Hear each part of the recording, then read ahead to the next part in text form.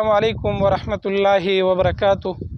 ډیرو قدرمنو عزتمندو مسلمانانو ورونو خويندو دا موږ چې کوم ځای کې ولاړی دغه پلاټ او دغه ځای موږ الحمدلله د الله په فضل او دغه په توفیق سره د جومات او مدرسې دپاره اخیستې.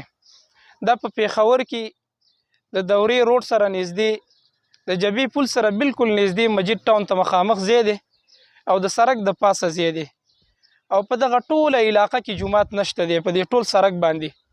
نو دلته د جومات انتهایی اشد ضرورت هم دی. نو د دې وجه نه موږ مناسب وګڼله او دغه قیمتي پلاټ هم اخیستی دی په دې هیله باندې او په دې تمه باندې چې مؤمنان مسلمانان به موږ سره په دې کې تعاون کوي.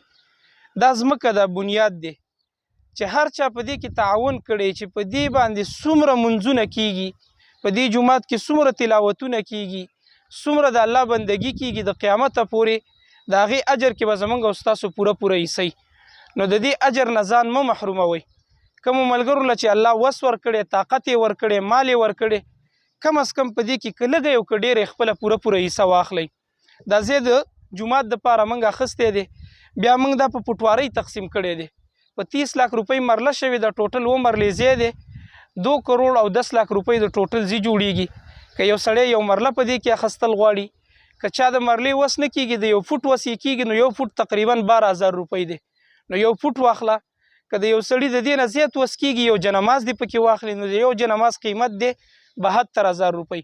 په دې جنماز باندې به منځونه کیږي، په دې به سجدې کیږي، په دې به رکوګانې کیږي، په دې به تلاوتونه کیږي، قرآن قاریان به دلته تیاریږي، علما به دلته تیاریږي. نو د دې ټولو په اجرونو کې به زما او ستا پوره حصه. ځکه چې دا جنماز ما او ته اخیستی، که یو سړی د خپل مور او پلار دپاره صدقه کول غواړي، د ځان دپاره صدقه کول غواړي، کم از کم په دې جومات کې په دې ځمکه کې 1 فوټ یا یو جنماز یا یو مرله خامخا واخلئ. الله سبحانه وتعالی دې زموږ او ستاسو په مالونو کې برکات واچوي. الله دې موږ ته توفیق راکړي چې د خپل مالونه په داسې قیمتي ځایونو کې صرف کړو. هغه ملګري چې موږ سره تعاون کول غواړي، نو په دې سکرین باندې به زموږ د بینک د اکاونټ نمبر ورکړي، HBL بینک دی، نو په هغه نمبر باندې موږ سره تعاون کوی شي. زموږ د رابطې نمبر دغه شانتې د جیز کیش د ایزي پیسې اکاونټ نمبر هغه هم په سکرین باندې تاسو ته مخامخ راځي. په دغه نمبر موږ سره رابطه هم کوی شي او تعاون هم. الله سبحانه وتعالی دې تاسو ټولو ته اجرونه درکړي. جزاکم الله.